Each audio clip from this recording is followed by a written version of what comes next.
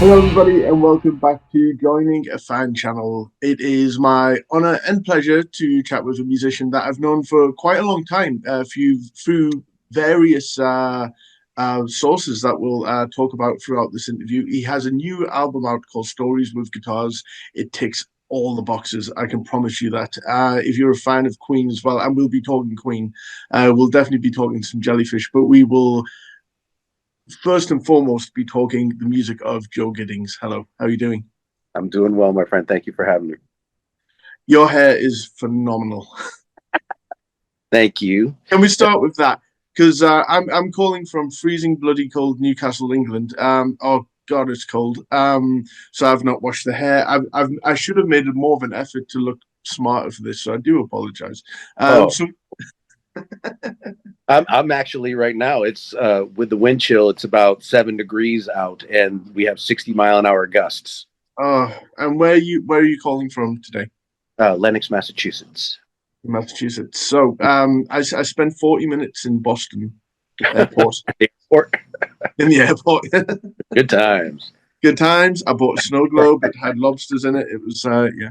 Um, so you live in Massachusetts. Mhm. So I will have found you through I would guess maybe through Rex Broom, the Big Stir crew, or maybe David Bash. And we're talking like 2011, and yeah, It was probably oddities or the Jelly L list. I know of the Jelly L list, and we've not chatted about this on the YouTube channel yet. Yeah, it's something that I'm not to date you, but I'm probably a little too young to have been a part. Sure. Okay. Right on. But that was the original Jellyfish sort of group on the internet. Was it a Yahoo group or was it? No, it was undercover, if you will. I don't know how it was done otherwise, but it was just one of those what they called a like a news room or something or chat room. Mhm. And then it was all about jellyfish and things related. And what then I learned was called power pop.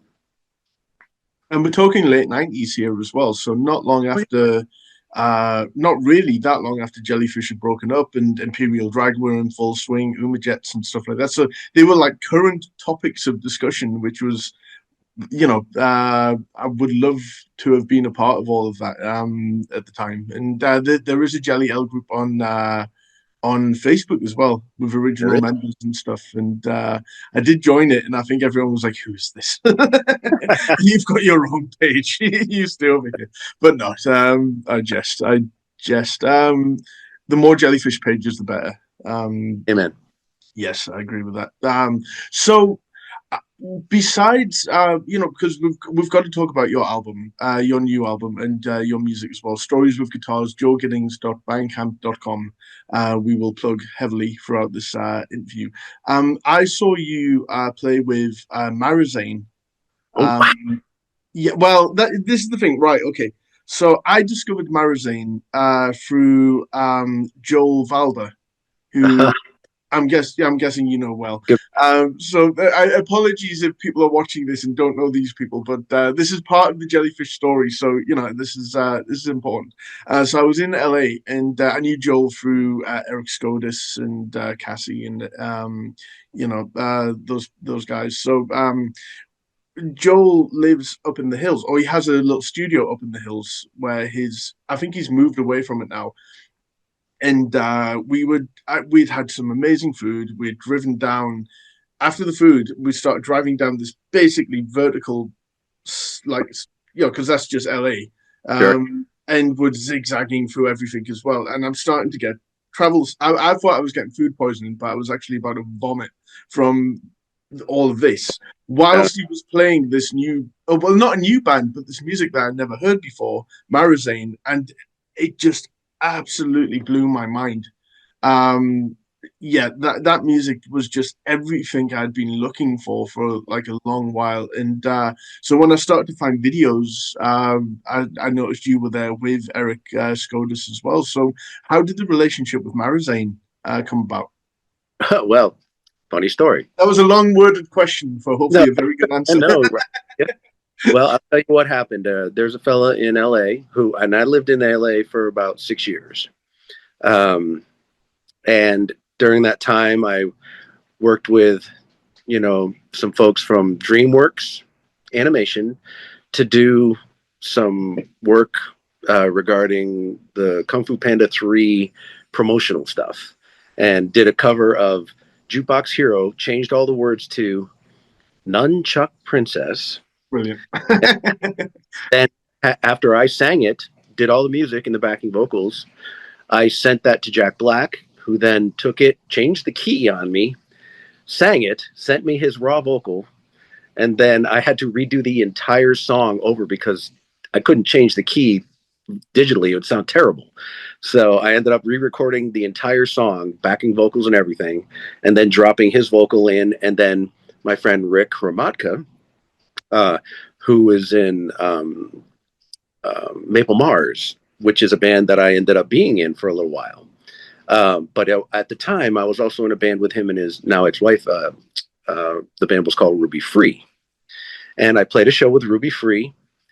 And after the show, I had noticed that Darian Sahanaja was there, and walked up to him. And because I know that he is a music fanatic as I am, just started talking about bands that nobody knows from the 60s. And he's like, "Oh yeah, I love that band. Oh yeah." So we had a great conversation, became fast friends. And I told him that I had covered, gosh, I think it was the theme to The Nanny and the Professor, the old 70s TV show from the US. Okay. And he said, "I'll check it out." So the very next day, that was a Saturday night, the next day, Sunday morning, I received a text from him saying, "Hey man, me and my wife have been sitting here watching your video channel on YouTube all day, and I think you should be in my wife's band." And I was like, "Oh, okay. What's the band?" And he goes, "I'll send you some tracks." And it was Marizane. So Debbie Cher had been playing keyboards for a very long time with Heart. And He was in Heart. she was in Heart. Oh my God. Well, my sister is a huge fan of Heart. So it's just, small world. Right. Okay. So after he sent me the tracks, I woodshedded them in my study and practice. Got there and then realized that Eric Skodis from Imperial Drag was in the band. And I'm like, because, I bought the record. I loved the record. And, of course, Roger Manning's involved with Jellyfish tie in there. Hmm. And immediately became fast friends with him and the rest of the band, and jammed, and it sounded amazing right off the bat. And I got to tell you, that was some of the most difficult and satisfying music I have ever played in a band. And I've played in a lot of bands, but that was the most difficult and the most, again, satisfying. I had so much fun playing with those folks, and we only had a handful of shows, but it was still very rewarding. And I met so many cool people through those folks, and I'm still good friends with them now. That's good to know. Yeah, the melodies of those songs are just so intricate and but so catchy and kind of accessible as well. It's just, I don't know how they're able to mesh it together quite as well as they do. But it was, like I say, just the arrangements, and it's the melodies that always get me with a song. It has to be the melody first. You can have the silliest lyrics of all time, and it doesn't matter to me as long as the melody, because you can be silly, but not. It can still have depth to it. Sure, you think like He's My Best Friend. I mean, it's silly lyrics, but it's funny and it's clever, and it's a great song. So, just saying. Absolutely. And the thing is, I mean, you've done so much, and a lot of stuff that I won't know about as well. I feel like we will have to do a part 2 at some point as well. But I love that you're also a massive Queen fan, which shines through with your guitar harmonies and your songwriting as well, especially on this album. Like there are songs where the guitar, it opens with the guitar, and I hate to be the person that does the whole throw in a pinch of this and a pinch of this, then you have this sort of thing, because I think that's it's too easy of a way to review something. But some of those, I mean, the guitar tone on some of the songs are reminiscent of Hammered Fall, and the melodies, and just again how great the choruses are, and your songwriting is incredible. You don't need me to tell you that, but this is for the audience. Everyone needs to know. But so you have a song called "Hello, Sweet Lady," um, which there are your Queen title references. They're not Another One Bites the Dust and We Will Rock You. It's funny how Love is, and and Sweet Lady itself and stuff like that. So when did your fascination with Queen begin? Hearing Bohemian Rhapsody on the radio and At the time? like getting Oh, at the time when it first came out and shivering in the car, like with like, holy crap, what is it? Almost scared in a good way. I And, was and then sorry, I was the same. The music video, I saw it in '91 when Freddie died, and the big hair and the big teeth and the shadows, and I was just like, oh god, this is. But yeah, sorry, continue. no, you're good. And then I visited a lady who had babysat me and my brother and sister. I was probably like 12, maybe at the time, I think less. And they had a copy of A Night at the Opera and played it. And as much as I was afraid of the eeriness, if you will, of the Bohemian Rhapsody middle section, I was as, if not more, of terrified by Death on Two Legs, and loved it. And then the songs after it, and I'm like, oh my god, it just became my favorite record. And immediately ran out, got the 45 for Bohemian Rhapsody, and I'm in love with my car on the B side. And it was probably another year or so before I actually got the record, the actual album. Yeah. But yeah, that was pretty much it. Listening to it in the car and hearing the full album at my babysitter's house. And I know that means Eric Skodis is a huge Queen fan as well. Oh yeah. So I can imagine that bonded you two as much as anything else. So, are you a fan? Because I know in America, '80s Queen doesn't resonate quite as much, the poppier stuff. And they took a nosedive. The story is always after the "I Want to Break Free" video that was on MTV. Middle America could not deal with Roger Taylor dressed as a schoolgirl. We laugh now, but Sure. so how do you stand on the sort of poppier '80s side of I Queen? love every album. Made in Heaven's a little hard to swallow because it's a little fake, and it's Freddie's past, and they're just throwing stuff around what he did. And there's still some gems in that record anyway. But I mean, I love Innuendo, love it. There's a couple songs I skip, but mostly, I mean, Delilah. my wife does too, and that's the reason I wrote "Hello, Sweet Lady" was a Christmas present for her, and she heard it for the first time on Christmas morning and cried, and so did most of her family. That was very sweet, and yeah. So I mean, I even up to I remember getting "It's Kind of Magic" and losing my mind over how huge the drum sound was. The kick, especially, was like almost broke your speaker. It was so huge, or at least tight. And so I love that album. A lot of folks say, "Oh, there's no songs on that record." I'm like, "You're kidding me! I love that record." And The Miracle, love it, loved it.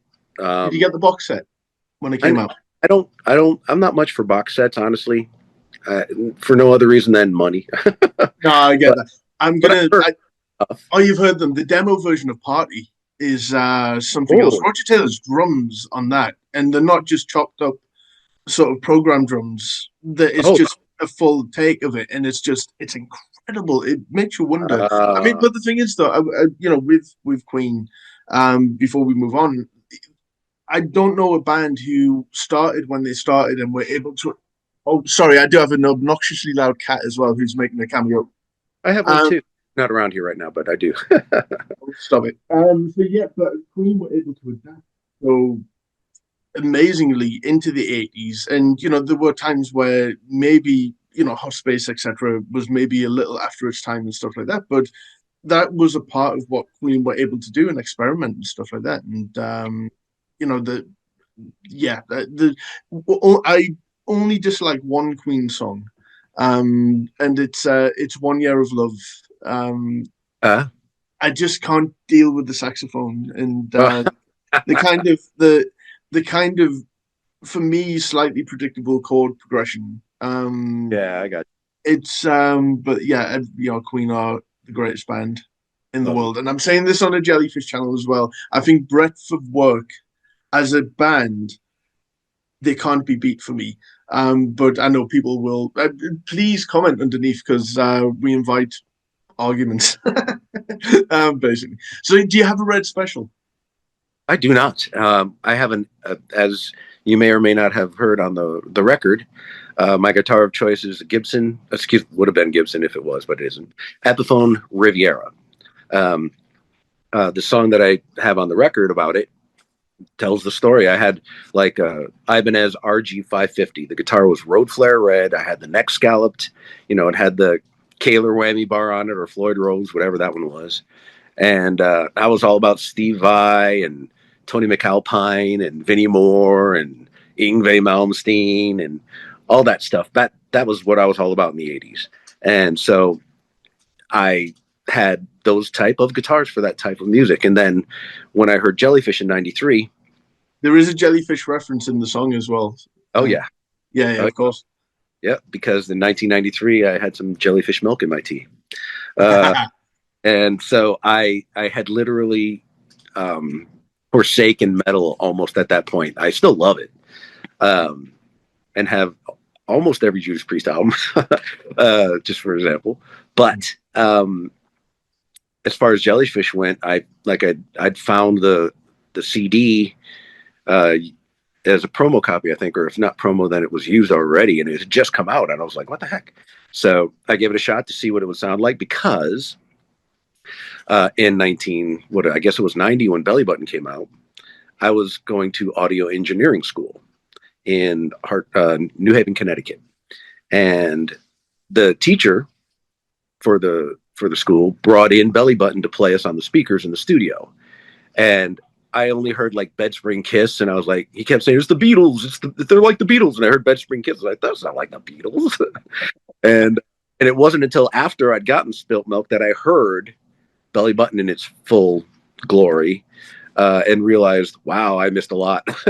um, but yeah, when I heard Spilt Milk for the first time the day I brought it home, I almost called in sick from work because I had to go to work. And I was like, I don't want to go. I want to listen to this record all the way through. Holy mackerel, what is this?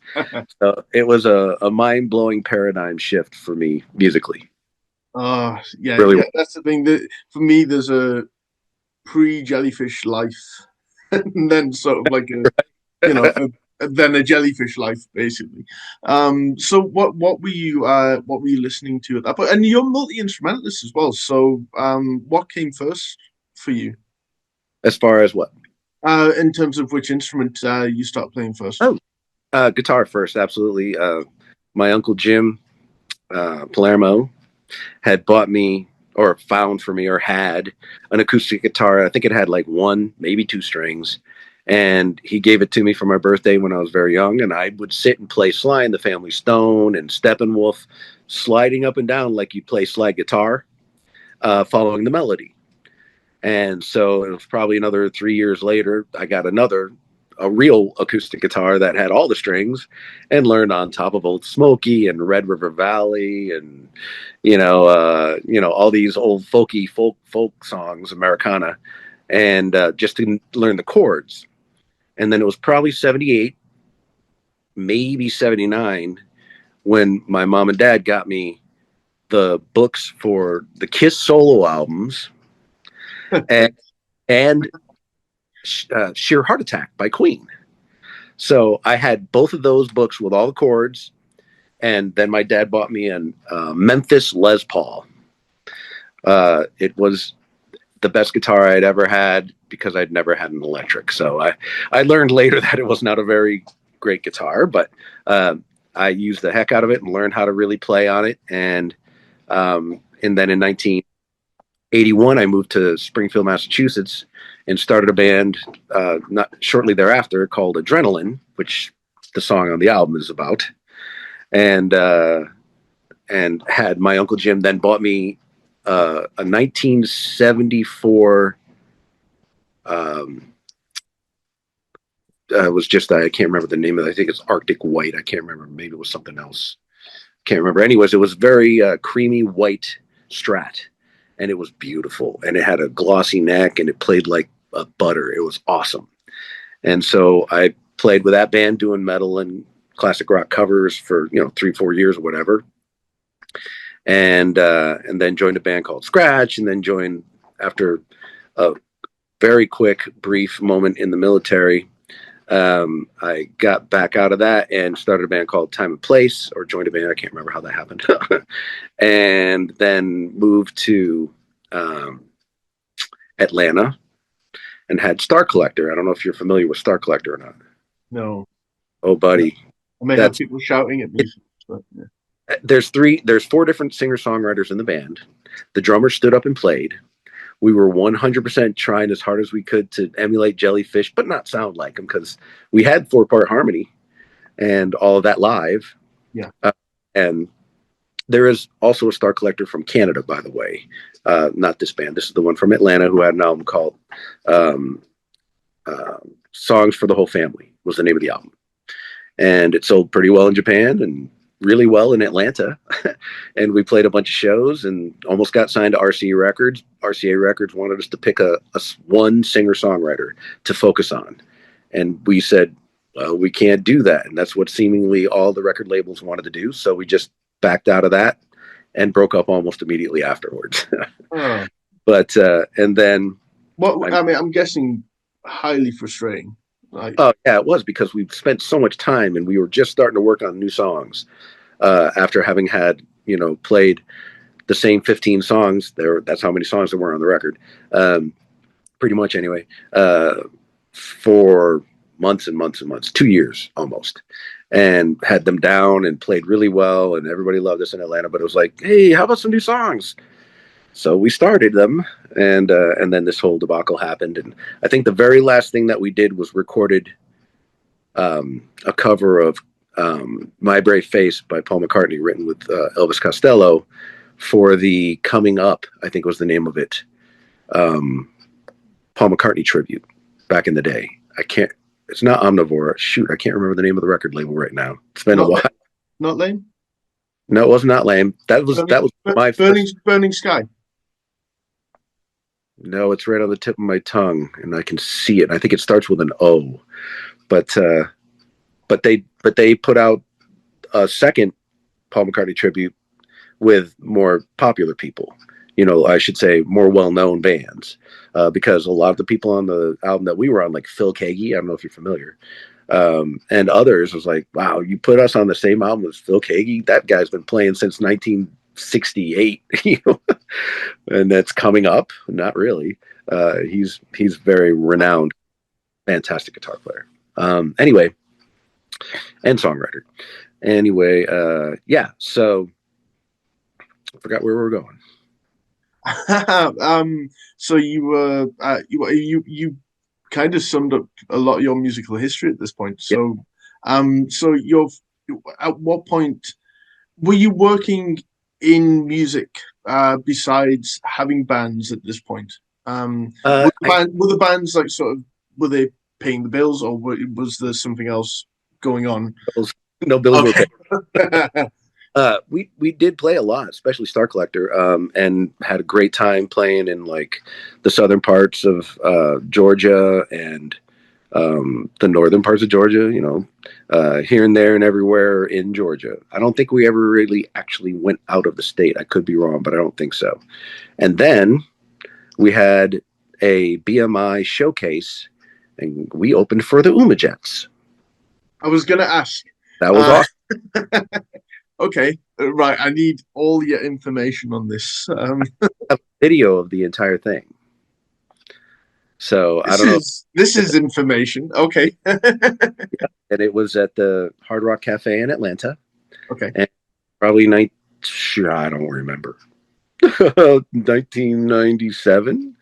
It might have been. Sounds right. Probably for the first album, for Demolition.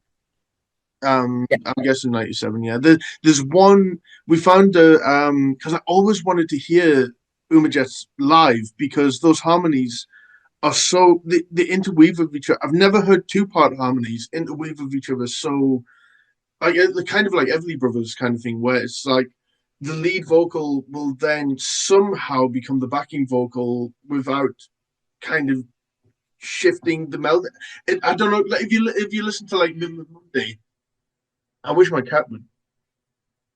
If you listen to Middle of Monday, the you can't. It's hard to sing because you find yourself slipping between Oh, lead yeah. vocal and backing vocal. It's so I was like, right, I need to hear them live.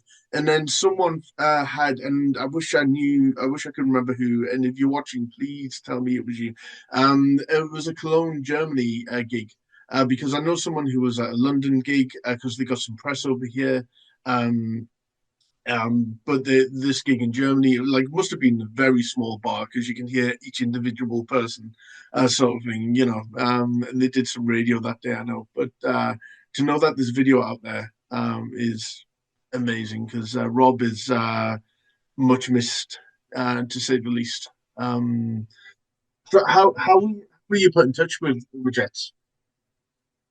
We were just through the BMI showcase. We were signed to, along with BMI to publish the songs for the record.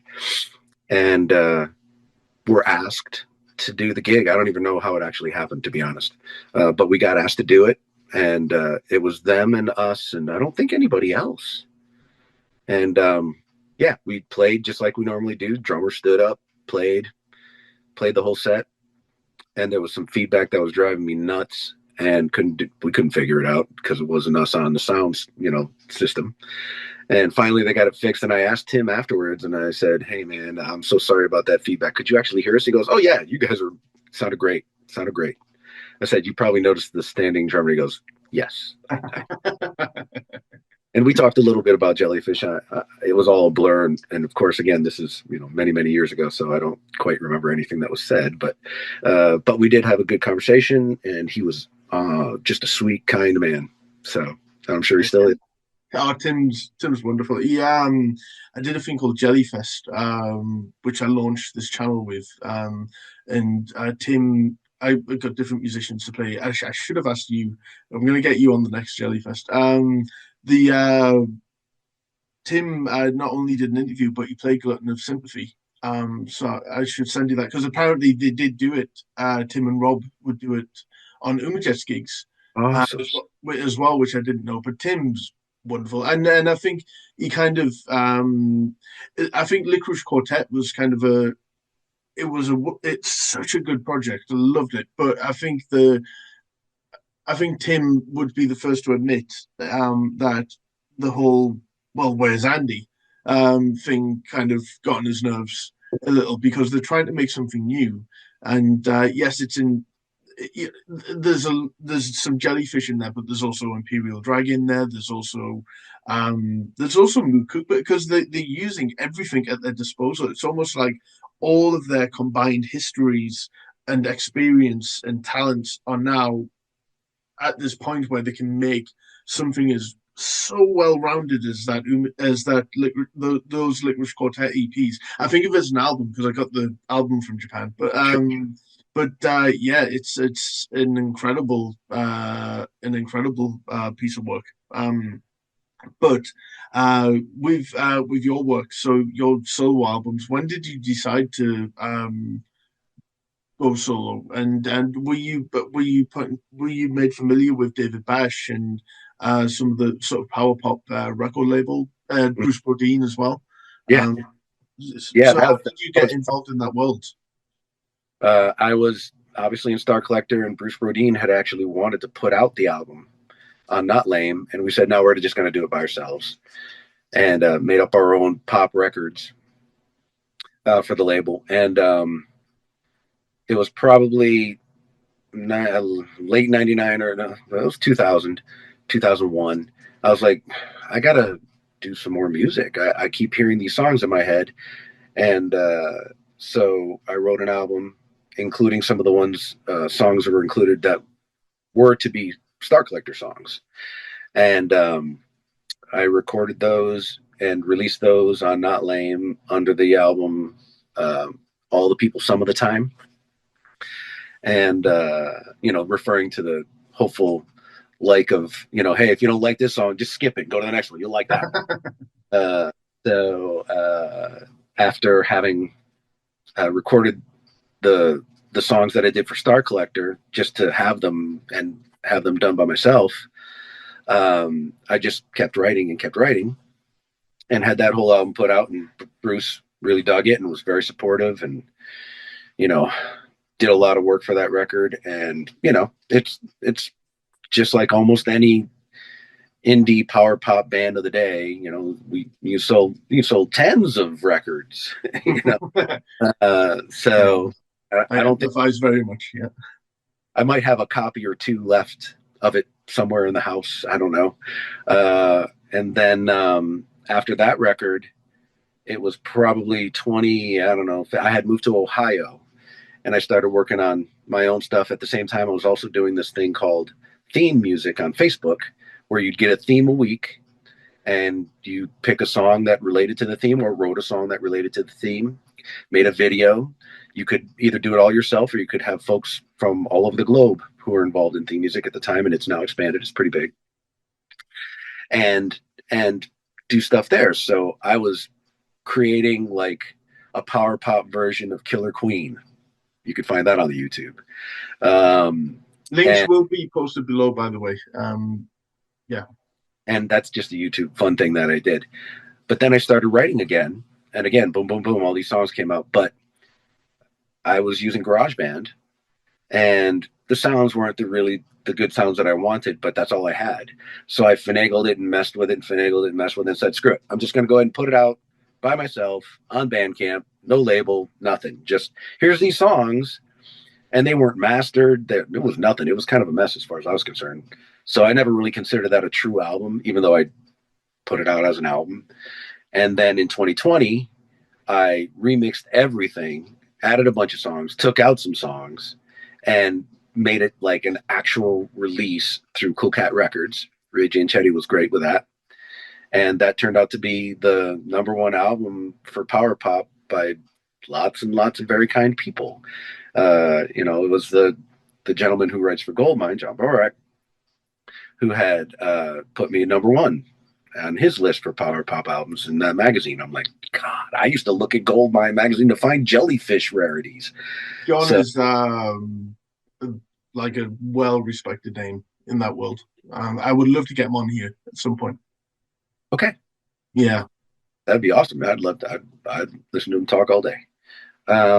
So that album came out and did very well, as I guess, or what have you. And then it wasn't until last year, probably around April or May, I think, I had written a song for my daughter, which is on my new record, called Then Came Madeline. It is not about a girl-guy relationship. It's father-daughter. And that was a song that basically dealt with my years of medication and dealing with a lot of self-hatred and feeling worthless and such. And then once I got on medication and started to feel okay, then my daughter was born. Once my daughter was born, it was probably another year into it, and I was like, I don't need this medicine anymore. I found my purpose for living. So that's why I wrote the song. I sent it to her. She cried. It was awesome. And then I thought, well, shoot, I got another one in my head. And literally almost every other week I was coming up with and finishing, writing, recording, not quite finishing completely, but, getting all the bass work done, doing all the harmonies, deciding whether or not over the course of mostly 8 months, if I wanted anybody else on the record but besides myself. And the guy who used to be on the Jelly L list and on Oddities there, Carrie Compost, his name is Carrie Coin, I think, or I think that's how you say his name. I'm not sure how you pronounce it. I've never heard him say it. But he plays bass on the song Adrenaline. And a gentleman, Peel Wimberly, who was in a band called the Connells in the 90s, may still be doing the Connells, I'm not quite sure, did the drums on Bite My Lip, which I co-wrote with Mike Nicholson, of many power pop bands. And he was actually one of the main dudes who started Sparkle Fest in North Carolina, if I'm not mistaken. And that's where I met him first in like 2000. And it wasn't until years and years later, maybe 5 years, 3 years ago now, he said, "Hey, I got a bunch of songs and I would like to, maybe co-write one with you. Here's some ideas." So he sent me some riffs that he had, and I mixed them all together and sang over them, and that became Bite My Lip. And he never used it. So I said, "Can I have the drum tracks and, all the stuff?" So he sent it to me, and I had Mark Danzason's son's Kelsey uh, play around with it and mixed it. So that's his work as far as the mixing goes on that particular song in the record. And he really did a kicking job on the drums. They sound phenomenal. So I was very grateful for him to do that song. And then after that, the rest of the songs just kind of happened organically. The muse had been awakened, and I wrote, I don't know, 8, 9 songs in less months, and then recorded them, mixed them, and then realized that one of the songs on the record was dragging the record down. So I said, I don't want this song on the record. So I went and looked through a big box of lyrics that I'd had from back around Star Collector days, and found a song that I had actually written out all the chords above, and thought, I can do this. I can hear the song in my head. So I grabbed it and ran upstairs with it pretty much and recorded it in a day, and did everything pretty much in 2 days, and showed it to my wife. She goes, "Wow, that is your most earnest vocal. I love this song." I was like, "Awesome, cool." And that's pretty much, as I continue to write the album and such, every song became a story. And that's why I thought, stories with guitars. That's what I want to call the record, And my wife did all the artwork on the cover and on the labels on the vinyl copies, which there are very few left of. And then there's the CD that just came out on Cool Cat Music, Ray Janchetti's label, and that is now available through the Cool Cat label, and came out on the 7th. So it's only been a week and a couple days that the record's actually been out, and I've gotten some very, very kind reviews, not just from journalists, but folks who bought the album, especially the vinyl, because that was like apparently a wise decision on my end, because I've always wanted to do it. I've never had my own music out on vinyl, and that was like a dream come true for me. Bucket list checked. So yeah, the record has been well received already for the short time that it's been out, and hopefully, something like this and anything else that happens as far as promotion goes will put it in some other people's ears, and I'm hoping for the best. But yeah, there's the CD. It's hard to see. There it is. Oh, it's backwards too. Isn't that fun? I love that. No, it should be fine. I can flip it. Okay. Yeah. And there's the vinyl. Oh boy. Oh, very pretty. Yeah. So my wife did all the artwork, as I've mentioned. So she did a fantastic job. And they're available through Cool Cat Music. The CD is. If anybody wants the vinyl, I think I might have like 16 copies left. I'm not sure off the top of my head, but those are available just through me. So you would find me on the Facebook, message me in Messenger, and we'll work it out. And then, like I said, all links will be posted below as well. So, I mean, that's the thing that I love when you were talking about the musicians that you've worked with as well on this album. There is this community when it comes to. I don't want to just say power pop, but power pop is a large part of that, and It is. I've certainly. I don't think I would be able to make a lot of the music that I make if it wasn't for the help of a lot of the musicians who actually give up their free time in a lot of cases because thankfully they like the songs. It shouldn't be easier for me to find a musician in LA to play on something than it is to find someone in Newcastle. Um, but yeah, because if I could probably put a band together really easily in America than here, because just based on interests and stuff like that. So Absolutely. So are you playing live at the moment, or Not at all. No, and I don't plan to. you knew the question before it came out? Yeah, I can see you going like this. So, um, Yeah, no. I love playing live, yeah, but where I'm at right now in the part of Massachusetts I live, I haven't found a lot of like-minded folk or almost any musicians that would want to spend the time to perfect power pop of the level that I'm playing and have fun doing it or not expect to get paid and all that stuff, because that's what would happen. But I know that with technology and stuff, I can send stuff to people and play a show somewhere after they've learned the songs or whatever the case may be. There's possibilities, I suppose, but I have unless there's a huge calling for it, I have no intention of playing these songs live anywhere really, and unless I do an acoustic show, which I do occasionally. There's a brewery in town that I have played a couple acoustic shows at, or at least one full show. My daughter was there. She actually sang some songs and helped harmonize with me, and was probably the best show I've ever had. It was so fun. that's cool. Uh, Do you write with even your heavier stuff with the intention that it could be stripped down to play live on it, just an acoustic? Sometimes, yes. They're all pretty much written on an acoustic and then brought to the bedroom and woodshedded on electric until I hear what I'm wanting to hear, and just hit the record button, usually to a click track, and just play through the song all the way through, play it again all the way through, and then at the bass, and then I sit down with my little, 36 key keyboard and play the drums with my fingers live to the track. So it sounds like a real drummer playing along instead of a This, drum yeah, machine. yeah, yeah. I mean, so the drums, so the drums on because you have a drummer on the album.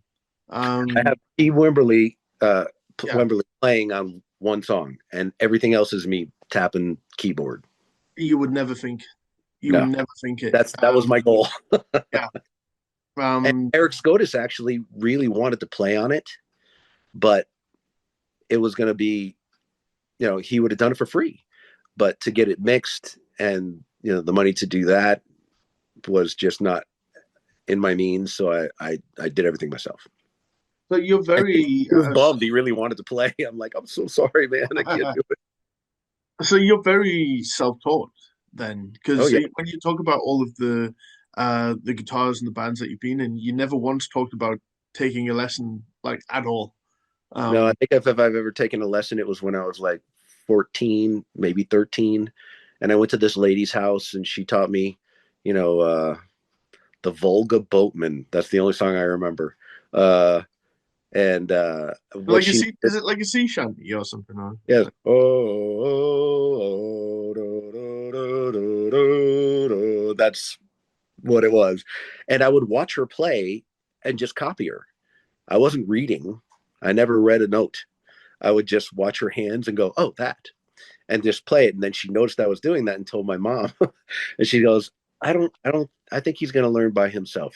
He's not practicing or learning the lessons. He's just copying me, and he can do it already, so that's a good thing. But he's not probably. I wasn't going to be reading and writing, I guess, at that time, and never have. I can't read music yet. no, me neither. It's actually very motivating as well that you were able to not to get too serious, but like get pull yourself out of not feeling so good, and because I've been open book about like some things that I've been going through as well, and just um, I find as a songwriter, I don't want to keep writing about sad things all the time. But it seems like the saddest things are like the easiest to write about. And not necessarily to sad melodies either, because I'm a lot of my songs are up and bouncy, but when you listen to the lyrics, you're like, oh my god. Yeah, a little sad there, man. Yeah, And I I think insist a on lot of folks do that. yeah, and I insist on having for my level. complex melodies, because of everything that I'm influenced by. And it's one of those things where the melody, because it's complex, each note has to be a syllable of a word. So then my songs become too wordy and etc. And then it just kind of goes out of control. I don't really have much restraint as a writer. I don't think. Yeah, with your solo stuff, do you feel that the you do you restrain yourself in certain ways, or is this just your way to just I'm going to do exactly what I want to do? Well, it's cathartic. So I mean, Yeah, if I mentioned if the song is a little sad, it's because there's a little sadness, you know. So writing the song for Madeline, being the first song for the record, um, was me again a cathartic thing of saying, I went through all this stuff, and then came Madeline, and my life was that much better, so much better.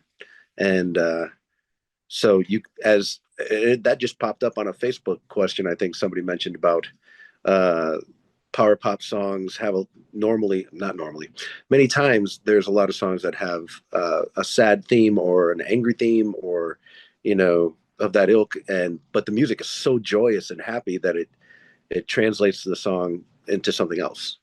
So that's kind of what I feel like I did too. It's like, yeah, there's a few songs that are about sad things or melancholy things. One song is about a sixth grade friend of mine who um, was playing outside during recess, and some other bully kid knocked me down and basically beat me up, and I couldn't get out of it. So the next day I was so angry at everything and everyone that I sadly punched my friend in the face, and the whole song was an apology for that to him. I have no way of communicating with him. I don't know if I'll ever find him on the Facebook or anything. I've tried, but yeah. So that's what that's about. Is taking something sad or melancholy and making it happy sounding. You no, know. no, yeah, but power pop. There's no genre like it for that, Mhm. which can make it sort of hard to define sometimes, and it can also make it hard to. It's always at odds with how the artist is presented sometimes, or it's at odds with how the label wants to market. So I mean, and that's entirely going back to Jellyfish. Like, there's nothing about the presentation mixed with the songs feels like it should work because it's such a clash. But Agreed. but when you put on Belly Button and the first song is "Man I Used to Be," and that's maybe their darkest song, and it comes straight from Andy's. I think it's family history.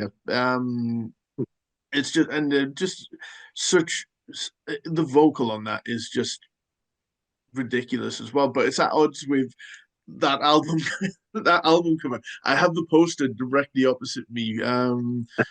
Yeah, it's just yeah, it's what makes power pop. I mean, and power pop it's such a wide umbrella as well, and I think more of a wide umbrella than what people give credit for. And you see, there's some really fun Facebook groups that always descend into arguments about what is power pop. Or I'm guessing you've had those arguments. I I stay just well out roll of by. I don't want to fight. it. We're lovers, not fighters. Yeah.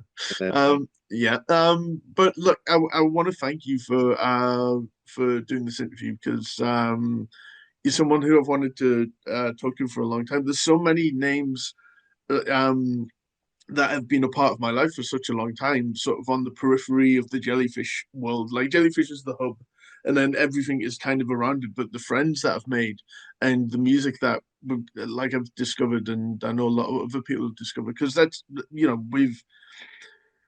with a band like Jellyfish, it's the music that they introduce you to is as much of a gift, because it can't just be those two albums, because to be honest that would be quite a small world, just to listen to those two albums forever and ever. And there probably are people who do, and God love them, who don't want to hear anything post those two albums. But yeah, but I'm incredibly grateful for everyone that their music has introduced me to, and I'm very grateful that you've given me some of your time as well, and your music is incredible. And like, I hope you don't mind me saying it, but you sometimes sound self-effacing, and it's just like I really, it's we're I get it. We are our own worst enemies and stuff, but and I don't know how you are with taking compliments, but I'm gonna compliment you incredibly highly, and everyone needs to check out your music. And I hate to do this, but if you are a fan of Queen, just for the guitar solos and the harmonies, if nothing else, and your ability to put harmonies together as well is incredible. But the melodies and the actual songwriting and the lyrical like everything you could possibly want. If you're watching this video on a Jellyfish channel, you know uh, you're gonna like Joe's music if you haven't heard it already. So do um, find Joe on Facebook. So you have a music page, Uh, and me. oh, I was gonna say don't message his personal page, but Oh, just my personal page. I don't. That's. okay. I'm not that guy. I'm not. No way. Well, do message Joe for the vinyl, and the CD is available through Cool Cut Music and also Joe Giddings.bandcamp.com. Yeah, So your back catalog, or some of your back catalog is on there. And yeah, I want to thank you for taking part, and I very well. will. I want to thank everyone for tuning in as well. Obviously, like, Thank subscribe, all that kind of stuff. everybody. Yes. Uh, um, six specifically. You six paid subscribers. You guys are awesome. yes, I love you to death. So you're paying the bills. You're keeping this electricity running using, and you bought this. No, you didn't buy this. I bought this. But it's cold. Oh my God, it's cold. It's February and it was snowing today, and Hey, uh, yeah, brother. we are brothers in arms when it comes to terrible, terrible weather. So we can and complain at each other about the weather at any point. But okay, thank you very much, and we will see you all next time. thank you, Papa.